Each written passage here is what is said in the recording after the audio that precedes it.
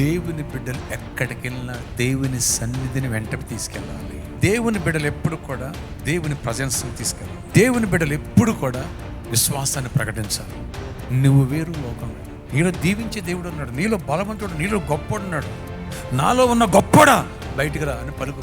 నీ వల్ల నీ రక్షణ పొందని నీ ఫ్యామిలీ, చుట్టుపక్కల నీ ఆఫీసులో వాళ్ళు నీ వల్ల సర్వైవ్ అవ్వాలి, బ్లెస్ అవ్వాలి. ఒక్కసారి ఆలోచించు.